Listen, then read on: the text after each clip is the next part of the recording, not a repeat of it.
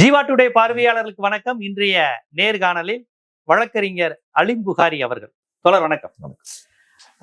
இப்ப ஒரு தமிழ்நாடு இதுவரை கண்டிடாத ஒரு வித்தியாசமான சூழல் இருக்கு. ஏன்னா நமக்கு எப்பவுமே கலைஞர், ஜெயலலிதா, எம்ஜிஆர்னு மக்கள் அந்த பெரும்பான்மை நம்பரை கொடுத்துருவாங்க. ஆனா இந்த முறை பாத்தீங்கன்னா ஒரு சிக்கலான நம்பரை கொடுத்துட்டாங்க. யாரும் எதிர்பார்க்காத ஒரு வித்தியாசமான தீர்ப்புல ஒரு போய்கிட்டு இருக்கு. இந்த நிலையில் காங்கிரஸ் தாவேக்கா கொடுக்குறோம். அவங்க சொல்ற காரணம் பாஜக உள்ள வந்துடலங்க, வேற என்ன பண்ற சொல்றீங்க நீங்க, இல்லைன்னா குடியரசுத் தலைவர் ஆட்சி பாஜக உள்ள வந்துடும்.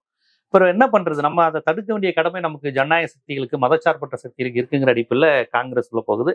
நீங்க அதை மறுத்துட்டு வந்துட்டீங்க. காங்கிரஸ்க்கு வேற என்ன ஆப்ஷன் பாக்குறீங்க? இப்ப விஜய்க்கு வந்து டைரக்டா ஒரு பிஜேபியோ ஏடிஎம்கேட்டோ போனார்னா ஒரு வெளிப்படையா பிஎம் ஸ்ரீ, மும்மொழி கொள்கை, எல்லாமே வக்பு மசோதா, கிறிஸ்தவர்களுக்கு எதிரான தொண்டு நிறுவனம் எல்லாமே வந்துடும். ஒரு காங்கிரஸ் மாதிரி விசிகா மாதிரி இருக்கிறது ஒரு கிடுக்குப்படியா இருக்கும்ல அப்படிங்கிற வாதத்தை தான் அவங்க வைக்கிறாங்க. நீங்க எப்படி பாக்குறீங்க? அதான் அது ஒரு நல்ல நியாயமான ஒரு விஷயம் சொன்னீங்க. வேற என்ன ஆப்ஷன் காங்கிரஸுக்கு இருக்கும்? இதுதான் வந்து ஆரம்பத்துல இருந்து நம்ம ஸ்டார்ட் பண்ண வேண்டியிருக்கு. இப்போ வேற என்ன ஆப்ஷன் நீங்க வந்து கம்யூனிஸ்டுக்கு பாக்குறீங்க, வேற என்ன ஆப்ஷன் நீங்க விசிகாக்கு பாக்குறீங்க அப்படின்னா, அவர்கள் அணுகிய முறை என்ன, காங்கிரஸ் வந்து இது அணுகிய முறை என்ன? தன்னுடைய அலுவலகத்திற்கு அவரை வர வைத்தார்கள், அவர் ஆதரவு கோரினார், அவர்கள் ஆலோசனை செய்தார்கள். அது வந்து ஒரு குறைந்தபட்ச விஷயம். நான் கேட்டதும் அதுதான். இப்போ வரைக்கும் எனக்கு புரியாத புதிரா இருக்கிறது அதுதான். இப்படி ஓடி போய் வந்து ஆதரவு தர வேண்டிய காரணம் என்ன? ஒண்ணு, யாருக்காக, என்ன அடிப்படையில்? அப்போ வந்து விஜய் ரசிகர்களாக நம்ம எதுவும் இருக்கிறோமா அப்படின்ற ஒரு கொஸ்டின் வந்துடும்ல. ரசிகர்கள் தான். இப்போ நம்ம கொஞ்ச நேரம் பேசிட்டு இருக்கோம். நீங்க சொன்னீங்க துப்புரவு பணியாளர்களுக்கு இவ்வளவு பண்ணி இருக்கக்கூடியது திராவிட முன்னேற்ற கழகத்தின் ஆட்சி இவ்வளவு பண்ணிருக்கு. அவங்க உட்காந்து விசில் ஊதிக்கிட்டு விஜய்க்கு கேட்கறாங்க. அவங்களுக்கு என்ன புரிஞ்சுக்கிட்டாங்க, அவர் என்ன ஒரு பெரிய வந்து திறன் படைத்தவர், பெரிய அரசியல் இது அப்படின்றதுக்காக அவருக்கு போட்டாங்க அப்படிங்கிற கொஸ்டின் இருக்கு இல்லையா? இதைத்தான் நான் வந்து கிராண்ட் ஓல்டு பார்ட்டியில இருந்து என்ன எதிர்பார்க்கிறோம் அப்படின்னா, ஒரு 2 எம்எல்ஏ ஜெயிச்சிருக்கக்கூடிய கம்யூனிஸ்ட், தலா 2 எம்எல்ஏ வைத்திருக்கக்கூடிய விசிகா ஆய்வு செய்கிறார்கள், யோசிக்கிறார்கள். ஆதரவு மட்டும் தான் சொல்றாங்க. லாஸ்டா கூட என்ன சொல்றாங்கன்னா, வெளியிருந்து ஆதரவு தரும். இதெல்லாம் ஏன்? கூட்டணி திமுகவோட தான். ஏன் இதெல்லாம் ஏன்? என்ன புரிஞ்சுக்கிறோம்னா, என்ன மனமுரண்டாக இருந்தாலும் என்ன அடிப்படையில் இவருக்கு ஆதரவு தர்றோம் அப்படின்னா, பாஜக வந்துடக்கூடாது, அதாவது ஜனாதிபதி ஆட்சி வந்துடக்கூடாது. சரி, அப்ப நீங்க உள்ளே போய் ஆதரவு தரலாமே, ஏன் தரல அப்படின்னு ஒரு கொஸ்டின் வரும்ல. அதுக்கு அவங்க என்ன பதில் சொல்லுவாங்க? ஏன் உள்ள போல அவங்க விஜய நம்பி திமுக கூட்டணியில தொடர்றோம்? இது ஒரு வித்தியாசமான கோணம் தானே. அவங்க ஏன் அப்படி திமுக கூட்டணியில தொடர்ந்துகிட்டு வெளியிருந்து இவருக்கு ஏன் ஆதரவு தரணும்? உள்ள போயிருக்கலாமே, ஏன் போல? ஏன்னா என்றைக்குமே சித்தாந்த பிடிப்புள்ள கட்சி திமுக தான் என்பதை அவர்கள் மூவரும் நம்புகிறார்கள். As of now. நாளைக்கு விசிகா நிலைமை என்னன்னு தெரியல, நாளை கழிச்சு கம்யூனிஸ்ட் நிலைமை என்னன்னு தெரியல. இப்போதைக்கு இப்படி ஒரு நிலைப்பாடு அவங்க எடுத்து போயிருக்கிறது. இது ஒண்ணு. என்னைக்குமே சித்தாந்த பலம் பொருந்திய கட்சி திமுக தான் என்பதையும் அவர்கள் உணர்கிறார்கள். இன்னும் ஒரு செய்தி, என்னைக்குமே விஜயை நம்ப முடியாது என்பதை அவர்கள் நம்புகிறார்கள். இதைத்தான் நானும் சொல்றேன். விஜயை நம்ப முடியாது. காரணம் எங்கிறது சொல்லுவீங்க அப்படின்னா, அவருடைய ட்ராக் ரெக்கார்ட் இப்போ வரைக்கும் இந்த 2 வருஷத்துல பிரச்சனை என்னன்னா, சீமான் உருவாக்கிய ஒரு களத்தை தான் விஜய் பிடித்தார். இதுதான் உண்மை. சீமான் வந்து அந்த யூட்டோப்பியன் லைஃப் கதைகளை, கற்பனை கதைகளை, அடுத்த வேலை சாப்பாடுக்கே கஷ்டப்படுற பிள்ளைகள் வந்து என்ன செய்வாங்க அப்படின்னு சொன்னா, யதார்த்த வாழ்க்கையில வாழுவாங்க. ஏய் அதெல்லாம் விடு, நம்ம உழைச்சாதான் நம்மளுக்கு பொழப்பு அப்படின்னு வாழுவாங்க. கொஞ்சம் நல்ல நிலையில் இருக்கக்கூடிய மக்கள், தமிழ்நாடு வந்து ஒரு நல்ல ஸ்டேஜ்ல இருக்கக்கூடிய இவங்க சாப்பாடுக்கு பிரச்சனை இல்ல, ட்ரெஸ் பிரச்சனை இல்ல, இவங்க வந்து அடுத்த கட்டத்துல மேல தலையை தூக்கி கற்பனை உலகத்தை எவனையா ஒருத்தன் சொன்னான்னா, யதார்த்தத்தை மீறி ஒரு கற்பனை உலகத்துக்கு போனவங்க தான் சீமான் பின்னால போனாங்க. ஆனால் இந்த fortunately for us, unfortunately for Seeman, இந்த 12-13 ஆண்டு காலங்கள் அவர் செல்ஃப் எக்ஸ்போஸ் ஆகிறதுக்கு அதுவே போதுமானதா இருந்துச்சு. ஒரு பக்கம் அவர் வந்து கற்பனை உலகத்தை காட்டுவாரு, இன்னொரு பக்கம் வந்து இதான் ஒரு லட்சணம், இதான் ஒரு லட்சணம் அந்த மாதிரி. அது ஃபார்ச்சுனேட்லி ஃபார் விஜய் என்ன அப்படின்னா, அவருடைய சீமான் மாதிரி அவர் ஒரு 200 மடங்கு பெரிய ஸ்டார்டம், மிகப்பெரிய ஸ்டார். சீமான் ஒரு 10 பேருக்கு தெரியும்னா விஜய் 1000 பேருக்கு தெரியும்.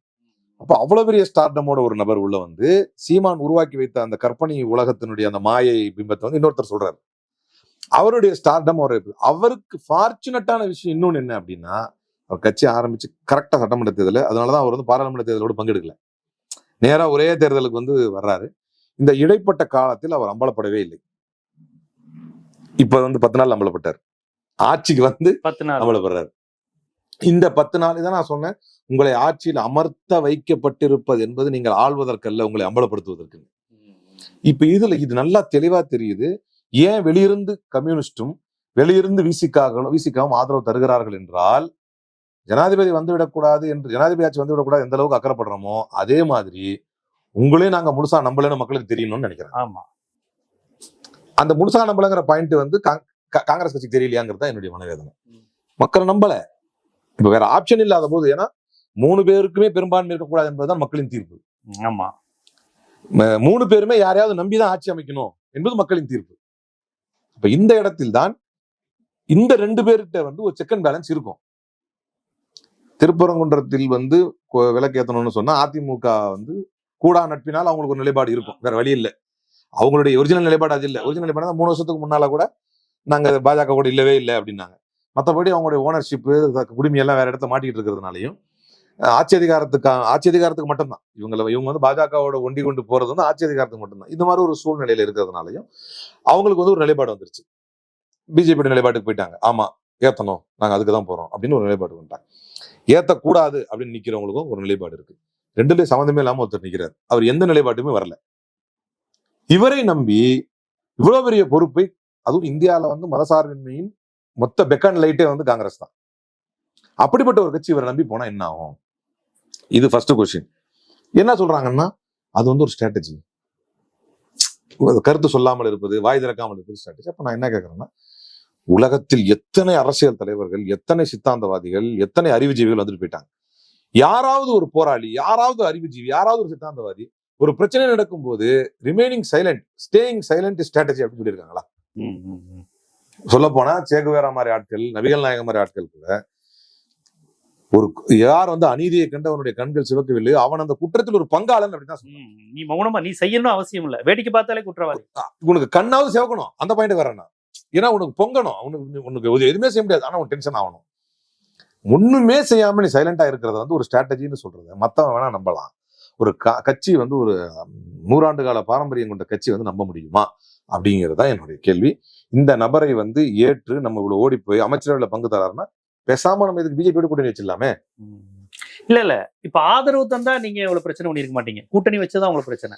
ஆதரவு நிலைப்பாடு நல்ல ஒரு கேள்விதான்.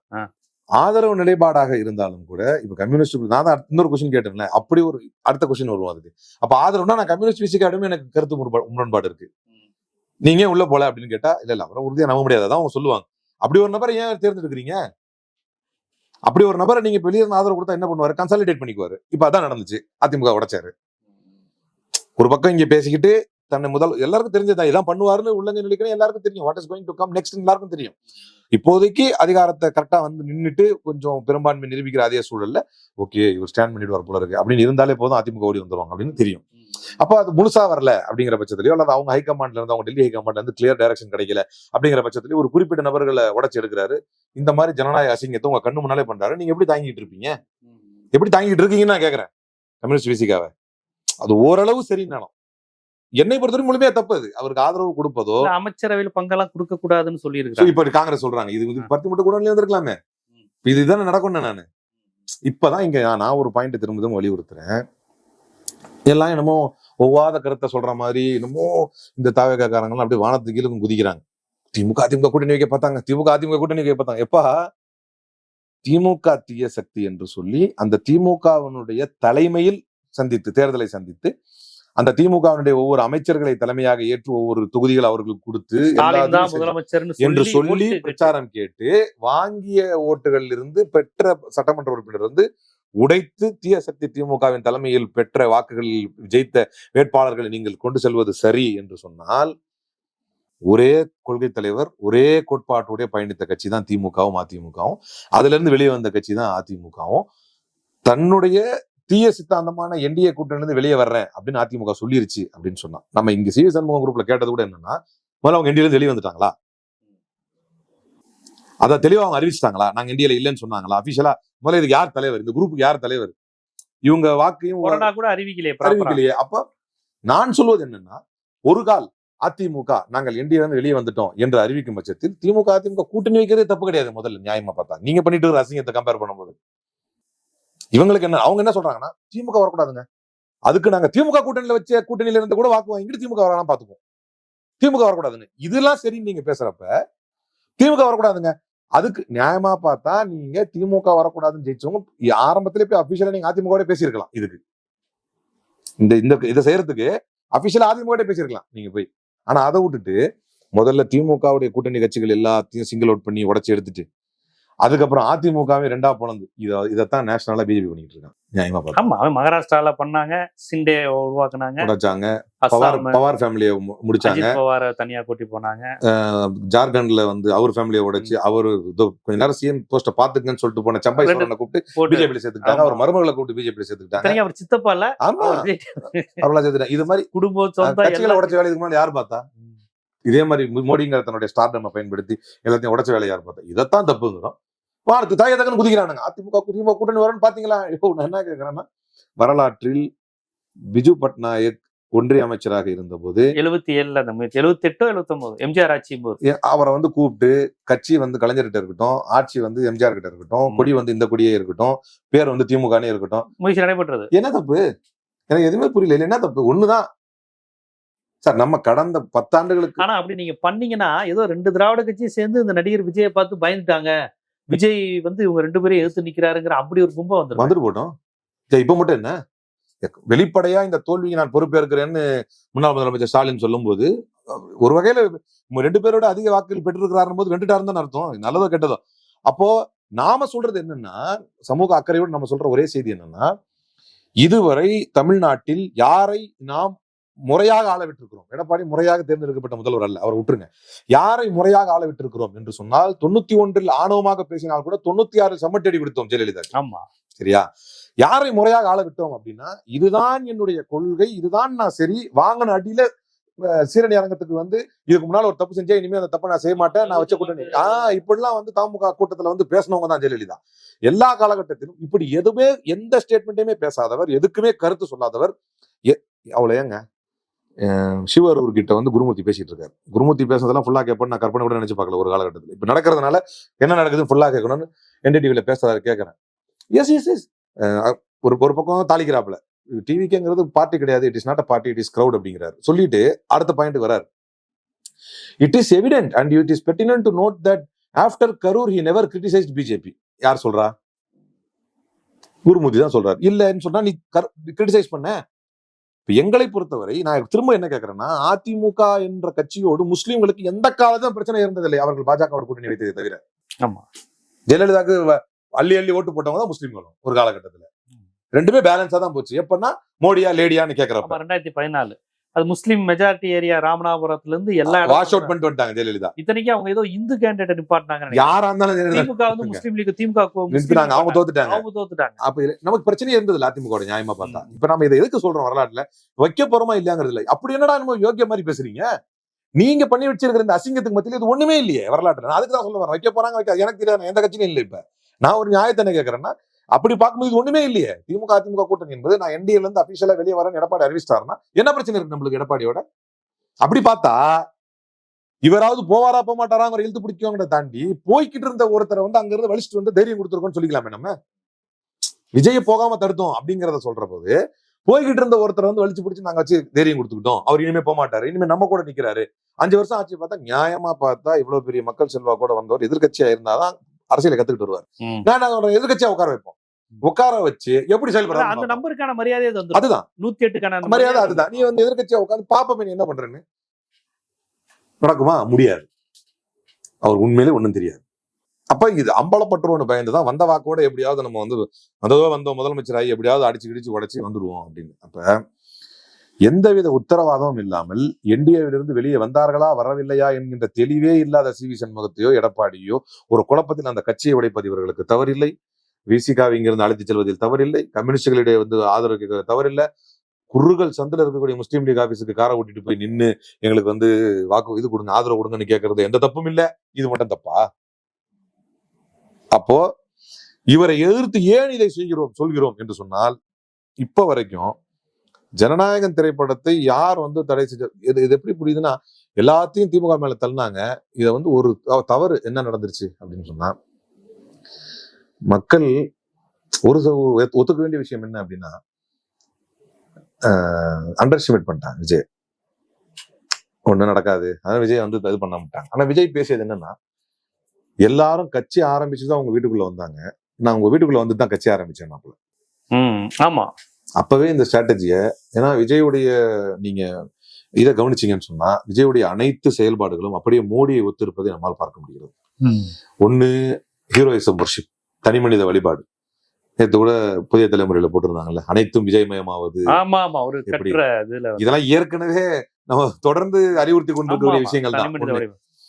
இப்போ பிஜேபி வந்து இப்ப நீங்க நியாயமா யோசிச்சீங்கன்னா, இப்ப ஆட்சியில் இருக்கக்கூடிய பிஜேபி பாபர் மசூதியை இடித்த அந்த பிஜேபியா, மோடி அலையில் வந்த பிஜேபியா? மோடி அலையில தான். பாபர் மசூதியை இடித்த பிஜேபி அத்வானியோட போயிருச்சு. தமிழ்நாட்டுல அந்த பிஜேபி எடுபடல.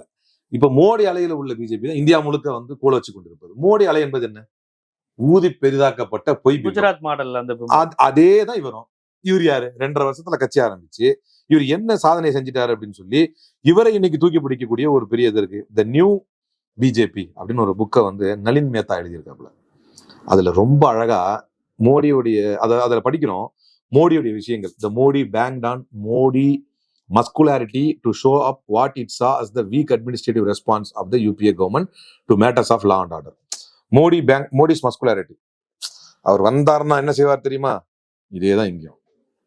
சில பெண்கள் வந்து எங்க அண்ணன் வந்தாருன்னா அப்படி இப்படின்னு யதார்த்தமா உங்க அண்ணனுடைய பர்சனல் லைஃப்ல அவரால் என்ன செய்ய முடிஞ்சு. நம்ம we hate to go and criticize his personal life. ஆனா ஒரு கம்பேரிசன். இதேதான் மோடி தன்னுடைய பர்சனல் லைஃப்ல வந்து பெண்களுக்கு எதுவுமே பண்ணல, அவருடைய சொந்த மனைவிக்கு அவர் எதுவுமே பண்ணல. ஆனா வந்துட்டாருன்னா பெண்களுக்கு அப்படி பண்றாரு இப்படி பண்றாரு அப்படின்னு சொல்லி அந்த மோடி பிம்பத்தை எப்படி ஊதி பெரிதா இருக்கிறார்களோ, இன்னைக்கு அதில் கொஞ்சமும் குறைவு இல்லாமல் விஜய்ங்கிற பிம்பத்தை வந்து ஊதி பெருசாக்கி வச்சிருக்கிறது. அவ்வளவு பெரிய மோடி அலையை கூட தன்னுடைய பகுத்தறிவை கொண்டு நிராகரித்த தமிழ்நாடா இன்றைக்கு இதற்கு பலியாகி விட்டதுன்னு பயப்படுறேன். அந்த நளின் மேத்தா 1-2 எழுதல. எந்த அளவுக்கு நான் 56 இன்ச்சு மோடியை சொன்னாங்க இல்லையா, அது கூட பெண்களை கவரக்கூடிய ஒரு காட்சியாக இருந்தது. நளின் மேத்தா எழுதுறாரு, அந்த சப்ஜெக்ட்ல எழுதுறாரு. என்னன்னா அத கூட by 2007 the tactics that had been turned into women focused outreach and development strategies when Modi addressed election rallies that year, they all featured special messages for attending women. Often he exhorted women to remember him before they cooked food in their homes or voting day. வாக்களிக்கிறதுக்கு முன்னால, சாப்பாடு செய்யறதுக்கு முன்னால நீங்க என்ன நினைவு கூறுங்க அப்படின்னு மோடி சொன்னாரு. ஒரு பாசிச மைண்ட் செட் அது. அது என்ன சொன்னாரு குஜராத்தில? பெஹனோ பெஹலே நமோ ஃபிர் ஜமோ அப்படி. அதே மாடல், அதேதான். சாப்பிட்டுட்டு வாங்க, குளிச்சுட்டு வாங்க வந்து அந்த பேட்டர்னை பாருங்க. ஓட்டு போறதை எப்படி அவர் ஒரு ஹோம்வொர்க் மாதிரி கொண்டு வர்றாரு பாருங்க. பெஹலே நமோ ஃபிர் ஜமோ அப்படின்னாரு அவரு. இன்னைக்கு அந்த புக்ல எல்லாமே இருக்கு. எனக்கு அதை படிச்சீங்கன்னா அப்படியே விஜயோட ஸ்டைல் வரும். அப்ப திரும்ப என்னுடைய கவலை, என்னுடைய மனவேதனை. நிறைய பேர் கேட்கறாங்க உங்களுக்கு என்ன? இப்ப கூட உங்கள்கிட்ட காட்டணும்னு நினைக்கிறேன். இந்த ஜமாத்துல இருந்து லெட்டர் அனுப்பி நீங்க செஞ்சது கரெக்ட் அப்படின்னு முஸ்லீம் சமுதாய மக்கள் இதை வந்து நடுநிலையாக இருக்கக்கூடிய முஸ்லீம் சமுதாய மக்கள் இதையும் ஏற்கிறாங்க. ஒரு ஜமாத் தான் லெட்டர் அனுப்பி நான் அழுதுகிட்டே நான் எழுதுறேங்கிறாரு. இது ரொம்ப இதுக்கு என்னன்னா நம்மளால மனசு ஏத்துக்க முடியல. நம்ம தமிழ்நாடா இப்படி ஏத்துக்குச்சு. யாரு நிராகரிச்சீங்க? குளத்தூர் மக்களே. ஒரு சமூக நீதி மண்ணுல, ஒரு பகுத்தறிவு மண்ணுல, ஒரு பெரியார் மண்ணுல நீங்க யார நிராகரிச்சீங்க? அகிலேஷ் யாதவ் சொல்றாரு யார நிராகரிச்சீங்கன்னு. தேஜஸ்வி யாதவ் சொல்றாரு எப்படிங்க இப்படி ஒரு ஸ்டேட்ஸ்மேன் நிராகரிச்சீங்கன்னு. எப்படி முடியும்? ஏன்னா இந்தியாவே முதலமைச்சரை வந்து இவரை தானே ஐடியலா பார்த்துட்டு இருக்காங்க. ஸ்டேட் ரைட்ஸ்ல இருந்து அதைத்தான் கொஞ்சம் சொல்றப்ப வந்து நம்ம இவர் முன்னாள் அமைச்சர் அனிதா ராதாகிருஷ்ணன் வந்து கொஞ்சம் டோனை கூட்டி குறைச்சி சொல்லிட்டாரு. ஒரு உணர்ச்சி வசப்பட்டு. ஆனா யதார்த்தம் அதுதானே. நீங்க யாரை நிராகரிச்சிட்டீங்க? ரெவிடியன் மாடல்ல இந்தியாவே திரும்பி பார்க்க வச்சவராச்சு. இப்ப அவரை பண்ணது வந்து words seem inadequate to express how we feel. இது என்ன எவ்வளவு வேதனை தருகிறது என்று புரியும். அப்ப சரி, நான் அடுத்த கேள்வி வரேன். நிராகரிக்கலாம். உங்களுடைய நட்பை நான் வேணாம்னு சொல்லலாம். எப்பன்னா உங்களை விட சிறந்த நட்பு எனக்கு கிடைக்கும் போது. ஒரு வாதத்துக்கு அப்படி கூட செய்யக்கூடாது. ஒரு வாதத்துக்கு யாருக்காக அவர் வேணான்ட்டு? யார் தெரியுமா எனக்கு ஃப்ரெண்ட்ஷிப்ல வந்தா? அவர் வந்து அவருக்காக விட்டீங்களா? இப்ப வந்திருக்கிறது யாரு? இவர் ட்ராக் ரெக்கார்டு என்ன? நீங்க யாருக்காக நிராகரிச்சீங்க இவரை? இந்தியாவே திரும்பி பார்த்த ஸ்டாலினே வேண்டாம் என்று சொல்லி விஜயா தேர்ந்தெடுத்தீர்கள். அப்ப நான் என்ன கேட்கறேன்னா, உங்க வீட்டுக்குள்ள வந்துட்டேன் நானு, அதுக்கப்புறம் தான் நான் வந்து கட்சி ஆரம்பிச்சேன் அப்படின்னாரு. சரி, நான் இப்ப அதான் இதுல கேட்டேன், திருச்செந்தூர் மக்கள்கிட்ட கேட்டேன், உங்க வீட்டுக்குள்ள வந்துட்டு தான் நான் கட்சி ஆரம்பிச்சேன்னு சொன்னானே, நீங்க அவரை பார்த்து கேட்டீர்களா என் வீட்டுக்குள்ள நீ என்னவா வந்தேன்னு? ஸ்டாலின் எங்க வீட்டுக்குள்ள வந்தாரு. என்னவா வந்தாரு? என் பிள்ளைங்களை படிக்க வைக்க வந்தாரு, எங்க வாழ்வாதாரத்தை மேம்படுத்த வந்தாரு, சத்துணவு கொடுக்க வந்தாரு, காலை உணவு கொடுக்க வந்தாரு. நீ என்னவா வந்த? என் பிள்ளைய அறிவுரை வைக்க வந்த, ஆட்டமாட்டம் போட வந்த, 10வது பாட்டில் நாங்க குடிக்க அண்டாவை கொண்டா சேஸ் அடிக்கன்னு பாட வைக்க வந்த. உன் ட்ராக் என்னது? அதுதானே. நீ என்ன புரட்சி தலைவரா? நீ புரட்சிகரமா ஏதாவது பண்ணியா? இல்ல. எங்களை அரியர் வைக்க வந்த, பாலாபிஷேகம் பண்ண வந்த, அங்க இருந்து கீழ இருந்து குதிக்க வச்ச, எங்களோட உயிர்களை சாவ வச்ச, கடைசியா நீ கட்சின்னு ஆரம்பிச்சு வந்து 42 பேர் கொல்ல வச்ச. கடைசியில அது எனக்கு சம்பந்தமே இல்லை. ஒவ்வொரு மீட்டிங்லயும் ஒவ்வொருத்தனும் இதானே என்ன கணக்கு. ஜெயிச்சுட்டு வந்து மைக்க பிடிச்ச உடனே அந்த ஆள், அந்த நெட்டையா இருக்கிற ஆள் ஃபர்ஸ்ட் மைக்க பிடிச்ச உடனே 42 பேர் கர்மா அவங்கள சும்மா விடாதுங்கிறாங்க. என்னங்க அநியாயம் இது? கட்சி ஆரம்பிச்சது நீங்க, கூட்டத்தை கூட்டினது நீங்க, அதை மிஸ்மேனேஜ்மெண்ட் பண்ணது நீங்க, லேட்டா வந்தது நீங்க, யாரா ஒத்துக்குவானா இப்படி? அப்போ இதெல்லாம் என்ன அப்படின்னா, யாருக்காக நீங்க யாரை நிராகரிச்சீங்க மனசு கேட்கல, நம்ம மனசு தாங்கல. எப்படி இப்படி வந்து பண்ண முடியும்? அப்போ மோடியை again I coming to the point. மோடியுடைய அந்த பிம்பம் இருக்கு இல்லையா, இது அந்த தனி மனித வழிபாடு, இது ஒண்ணு. அடுத்த ரொம்ப முக்கியமானது கான்ஸ்பிரசி தியரி, விக்டிம் கார்டு. நீங்க விஜயோடைய பிரச்சாரத்தை முழுசா எல்லா இடத்துலயும் பாத்தீங்கன்னா, சொல்ல போனா நம்மளது வந்து ரவுத்திரந்தா, சவுத் சைடு இந்தியா பார், ஜாக்கிரதா தப்பாக தொட்டாக்கா வார்னு பேஷிங்காவும் டேஷிங்காவும் இருந்தது, அஃபென்சிவ் மோட்ல இருந்தது. விஜயோடைய பிரச்சாரத்தை பாத்தீங்கன்னா, சேம் சார், நான் ஒண்ணு இங்க இருப்பேன், இந்த வீட்டுல இருக்கேன், என்ன வேணா பண்ணுங்க, அந்த விக்டிம் கார்டு. ஒரு கான்ஸ்பிரசி தியரி. ஏன்டா இந்த விஜயை தொட்டோன்னு பேசுறாருல, உண்மையிலேயே ஒரு எதுல தொட்டாங்க அவரை? இல்ல யார் தொட்டா? யாருமே தொட வேண்டியதே தொடல அவரை. அது திமுக அதிருப்தி இருக்கு, அவர் தொட வேண்டியதே தொடல. இவரை தொடவே இல்லை. ஆனா தொடர்ந்து பேசுறது என்னன்னா, விஜய் ஏன்டா இந்த விஜயை தொட்டோன்னு உங்களை நினைக்க வைப்பேன். அப்ப அந்த மக்களுக்கு உண்மையிலே அதுக்கு ஒண்ணுமே புரியாது. பிங்க் பேட்ரோல கொண்டு வந்து சிங்கப்பெண் பேட்ரோல்னு காட்டினா அதே நம்பர் ஆட்கள் தான். 2 வருஷத்துக்கு முன்னால தூக்குன குப்பையை கொண்டு வந்து இன்னைக்குதான் வந்து ஆர்கே நகர் எம்எல்ஏ சொன்னாலும் அதையும் ஏற்கிற மக்கள் தான். அதுக்கு இவ்வளவு கஷ்டப்பட வேண்டியிருக்குது. இல்ல அதுக்கும் பதிலுக்கு சொல்றானுங்க, இல்ல அது அப்படி இது இப்படி. அப்ப இப்படி ஒரு கும்பல், இந்த கும்பல்கிட்ட வந்து அவர் எது பேசினாலும் எடுபடும் அப்படிங்கிற இடத்துல வந்து இவர் பேசினதெல்லாம் பாத்தீங்கன்னா விக்டிம் கார்டு தான். அப்படியே நீ நரேந்திர மோடிட்டு போங்க, மக்களே காங்கிரஸ் நான் சாவணும்னு நினைக்குது, நான் ஏழை தாயின் மகனுங்கிறதுனால என்னை கேவலப்படுத்த நினைக்குது, நான் வந்து டிவி தூக்கிட்டு இருந்தவன்றதுனால என்ன அசிங்கப்படுத்துறாங்க. இப்ப சமீபத்துல வந்து காங்கிரஸ் எனக்கு வந்து சவக்குழி தோண்ட பாக்குது. இப்போ பார்லிமெண்ட்ல பேசுறப்ப சவக்குழி தோண்ட பாக்குது. அப்போ இந்த விக்டிம் கார்டும் கான்ஸ்பிரசி தியரியும் மோடியோடைய ஸ்டைல், அதே தான் விஜயும் ஸ்டைல் செஞ்சுட்டு இருக்காரு. இப்ப என்னுடைய மனவேதனை என்னன்னா, இந்தியா முழுக்க மோடி அலை ஓங்கி வீசிய போதே சமூக நீதி மண், பகுத்தறிவு மண், பெரியார் மண் அவரை நிராகரித்தது. எப்படி இந்த விஜயை ஏற்றுக்கொண்டோம்? பட் ஸ்டில் மகிழ்ச்சியான விஷயம் என்னன்னா, அப்படி இது ஒரு அலைன்னு கம்பேர் பண்ணும்போது இது ஓவர்வெல்மிங் வெற்றி அவங்களுக்கு கிடையாது. நம்ம ஓரளவு ஸ்டாண்ட் பண்ணிட்டோம். ஆன்டி இன்கம்பன்சின்னு எங்கேயாவது கொஞ்சம் இருக்க தானே செய்யும். இவர்கள் பரப்பிய பொய் செய்திகள், அதுதான் இப்ப வந்து அவங்க they are tasting their own medicine. இப்படி அங்கொன்றும் இங்கொன்றுமாக நடப்பதை எல்லாம் ஒரு ஆட்சியினுடைய கையாளாகத்தன்மைன்னு செய்யறதா இருந்தா அது எப்படி இருக்குன்னு முதல் நாள்ல இருந்து இவங்க ரசிச்சிட்டு இருக்கிறாங்க. 2 கொலை நடக்குதா, போடு 2 பேர் கொலை, சட்டம் ஒழுங்கு சரியில்லை, இப்படித்தானே பேசினாங்க. சட்டம் ஒழுங்கு சரியில்லை, பெண்களுக்கு பாதுகாப்பு இல்லை. என்சிஆர்பி டேட்டால எடுத்தா அப்படி ஒண்ணுமே இல்லை. என்சிஆர்பி டேட்டால போதை மருந்து எடுத்து பார்த்தாலும் அப்படி ஒண்ணுமே இல்லை. ஆனா தொடர்ந்து பரப்புனாங்க. பிஜேபியும் சொன்னாங்க, தாவேகாவும் சொன்னாங்க. அதுல ஒரு பியூட்டி என்னன்னு பாத்தீங்கன்னா, உண்மையிலேயே இன்னொரு முக்கியமான விஷயத்தை கவனிக்க வேண்டியிருக்கு. நம்ம இனிமேல் மேற்கொள்ளக்கூடிய பிரச்சாரம் கூட அக்ரெசிவாக இருப்பதை விட how we have been victimized சொல்றது ரொம்ப முக்கியம். எந்த தலைவரை நீங்க வந்து நிராகரிச்சிட்டீங்கன்ற மக்கள்கிட்ட கொண்டு போய் சேர்க்க வேண்டியது ரொம்ப ரொம்ப ரொம்ப முக்கியமானது. நம்ம அக்ரெசிவா ஒரு செயலை கொண்டு போறதுன்னா பாத்தீங்கன்னா இப்படி உட்காந்துக்க வேண்டியது. பாவமா நான் உங்களுக்காக வந்தேன், என்ன எப்படி அவமானப்படுத்துறாங்க பாருங்க. இந்த மோடியுடைய ஸ்டைல பாக்குறப்ப நம்மளுக்கு அச்சுறுத்தலா இருக்கு. உண்மையிலே இது என்னன்னா, the kind of anti-incumbency வந்து ஒரு anti-incumbency picture that was not there in reality. அந்த anti-incumbency picture இவங்க உருவாக்குனது எப்படி அப்படின்னா, say no to drugs and DMK, say yes to women safety and to ADMK. இது மாதிரி வந்து இவங்க உருவாக்குனது வந்து பிஜேபியும் ஏடிஎம்கேவும் சேர்ந்து கஷ்டப்பட்டு ஒரு பிம்பத்தை வந்து உருவாக்குனாங்க. அதுல நிறைய பங்கு அண்ணாமலைக்கு இருக்கு, ஒரு கணிசமான பங்கு அதிமுகவுக்கு இருக்கு, அதிமுக ஐடி விங்குக்கு இருக்கு. எல்லாம் சரிதான்.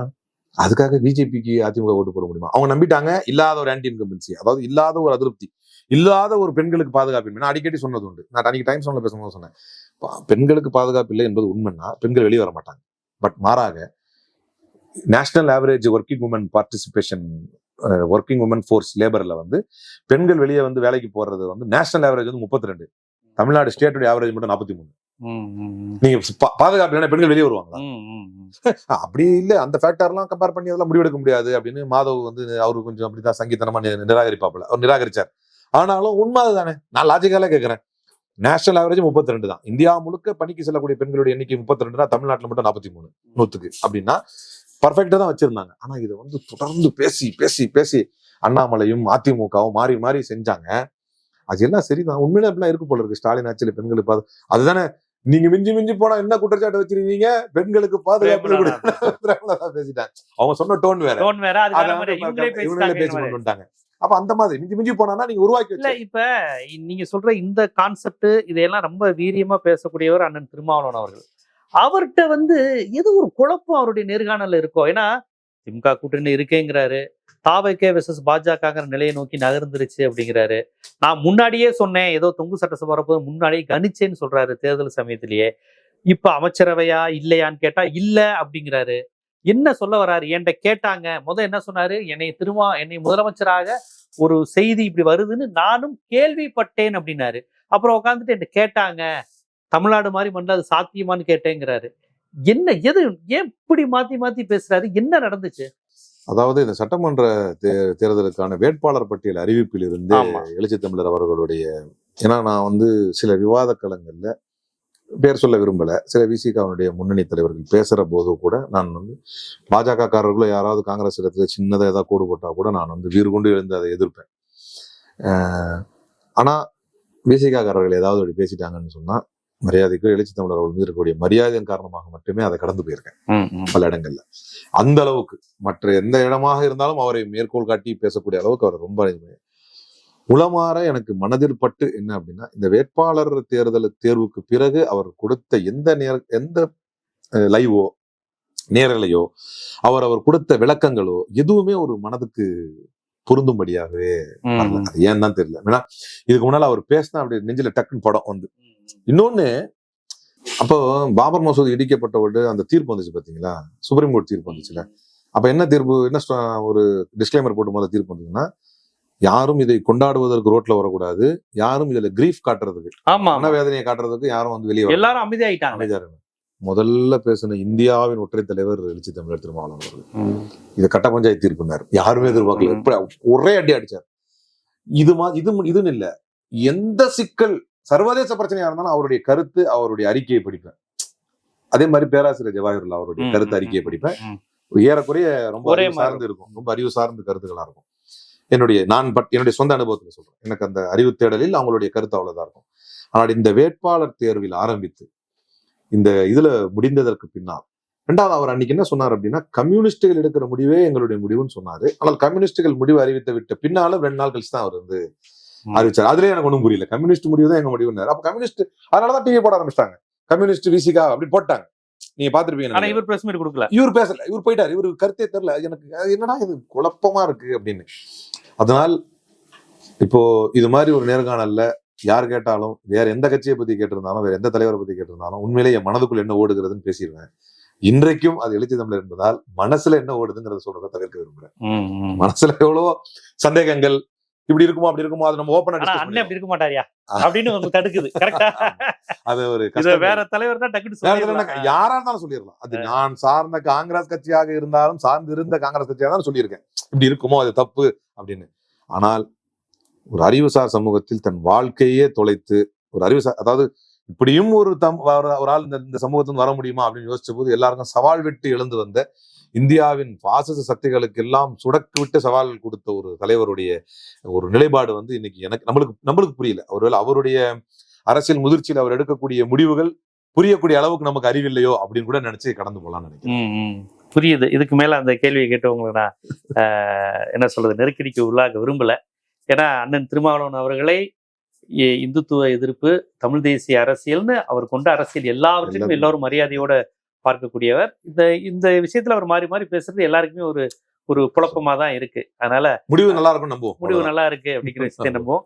பல்வேறு செய்திகள் நீங்க சொன்னீங்க, உங்களுடைய தனிப்பட்ட விஷயம் மாதிரி ஆரம்பித்தாலுமே நீங்கள் சார்ந்திருந்த அந்த காங்கிரஸ் பேர் இயக்கம், அதனுடைய நீங்க வைத்திருக்கக்கூடிய அந்த உரிமை சார்ந்த எதிர்பார்ப்பு, என் கட்சி இப்படி இருந்திருக்க கூடாது அப்படின்னது, அது ஒரு அறத்தின் பார்வையிலிருந்து பார்க்கும்போது இந்த நடிகரா இவங்களுக்கு மாற்று அப்படின்னு வரக்கூடிய உங்களுடைய அந்த அறச்சீற்றம் எல்லாவற்றையும் மக்கள்கிட்ட முன் வச்சிருக்கீங்க. மிக்க நன்றி தோழர். நன்றி.